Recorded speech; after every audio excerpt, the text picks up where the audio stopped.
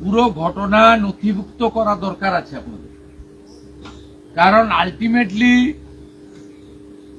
রাষ্ট্রপতি মহোদয়া বা ইসিআই করার পরে প্রয়োজন হলে ভবিষ্যতে যাতে আমরা ভোট দিতে পারি, পশ্চিমবঙ্গের লোক ভোট দিতে পারে, হিন্দুরা ভোট দিতে পারে, তার জন্য আমাদেরকে ব্যবস্থা নিতে হবে। নইলে 26 সাল আর 17-18 মাস বাকি ভোটের, বিধানসভার ভোটে।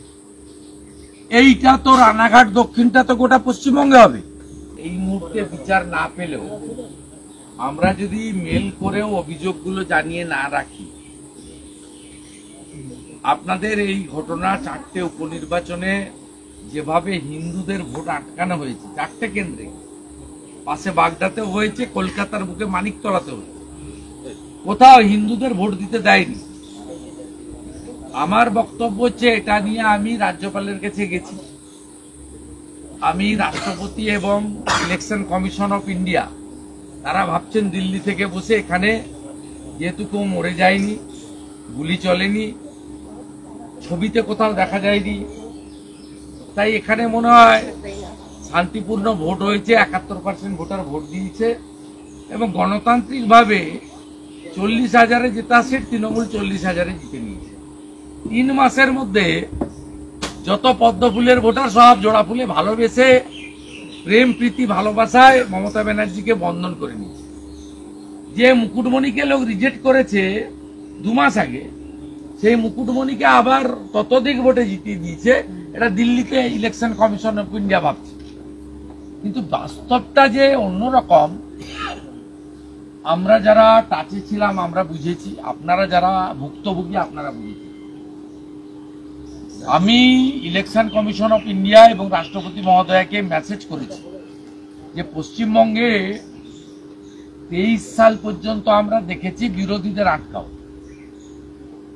যেখানে বিজেপি শক্তিশালী বিজেপিকে আটকাও, মালদা মুর্শিদাবাদে কংগ্রেসের অস্তিত্ব আছে কংগ্রেসকে আটকাও, বা যেখানে সিপিএম আছে তাহেরপুর দুটো একটা জায়গায় সিপিএমকে আটকাও। এবারে 24 সালের লোকসভা ভোটে এখানে করতে পারেনি। ডায়মন্ড হারবার, ঘাটালের কেশপুর, জয়নগরের ক্যানিং ট্যানিং আমরা দেখলাম হিন্দু গ্রামগুলোকে সব আটকে জঙ্গি জেহাদিরা ভোট করে নিয়েছে। এই 4টে উপনির্বাচনে দেখলাম যে সিপিএম এর হিন্দু, তৃণমূলের হিন্দু, বিজেপির হিন্দু তো আছেই, কাউকেই ভোট দিতে দেয়নি। হিন্দু হলে ভোট বন্ধ। একটাও সংখ্যালঘু বুথে কিন্তু এই জিনিস হয়নি, কারণ সেখানে তারা 100-র মধ্যে 99টা ভোট পায়। যত আপনাদের আমাদের এই হিন্দু বুথগুলোতে এটা হয়েছে, এটা বাজে ট্রেন্ড। এটা রুখতে গেলে যদি আপনি ইন্ডিভিজুয়াল কমপ্লেন করতে নাও চান, আমাদের অঞ্চল নেতৃত্ব, পঞ্চায়েতের প্রধান উপপ্রধান মেম্বাররা, আপনারা মেল করে গাংনাপুর থানা থেকে ভারত সরকারের ইলেকশন কমিশন অফ ইন্ডিয়াকে পুরো ঘটনা নথিভুক্ত করা দরকার আছে আপনাদের, কারণ আলটিমেটলি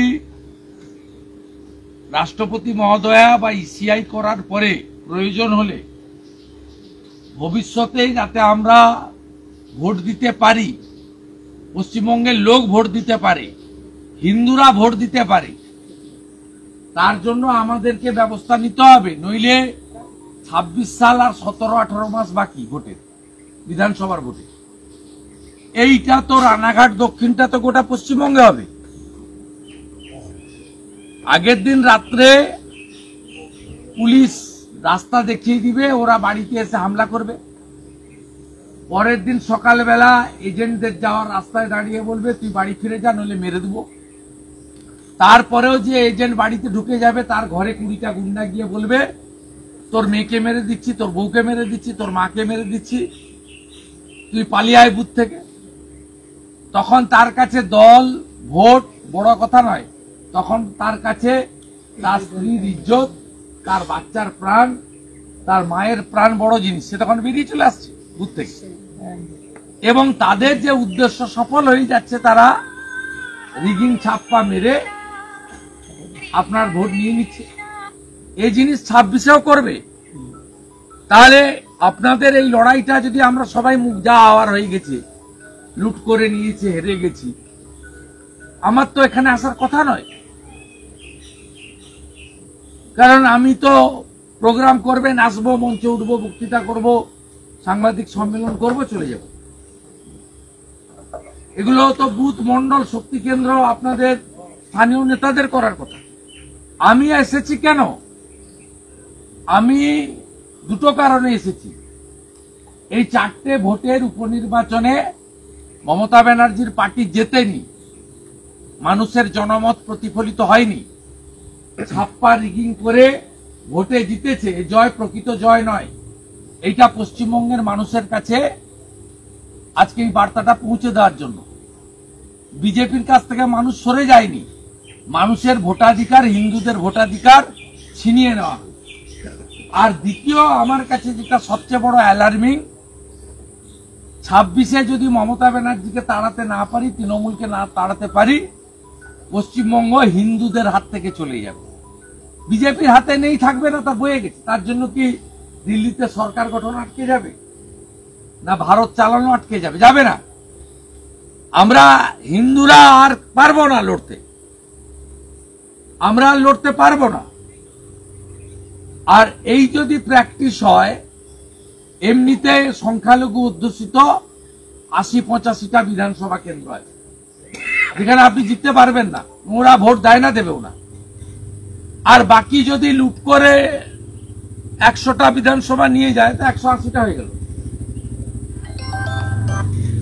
তাহলে তো সব শেষ।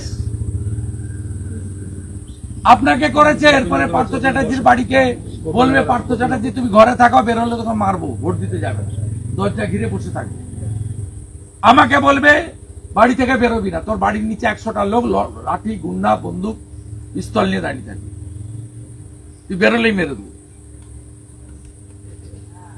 তাই এর বিহিত করতে হবে এবং এই জিনিসের হাত থেকে বাংলাকে বাঁচাতে হবে। সাথে আছেন তো সবাই? আছেন তো? সত্য থাকবেন তো? আপনারা আছেন তো পিছনে? পিছনে নেই, সঙ্গে। ভোটের দিন নির্বাচন বিধি ভাই, আমাকে এগুলো বলবেন না। আমি কলকাতা যাওয়ার লোক না, আমি নন্দীগ্রাম আন্দোলন করেছি, আমি জঙ্গলমহলে আন্দোলন করেছি। 16টা বিধানসভার মধ্যে 15টা বিধানসভা আমার এলাকায় লিড আছে। কাঁথি তবলুক আমি জিতেছি।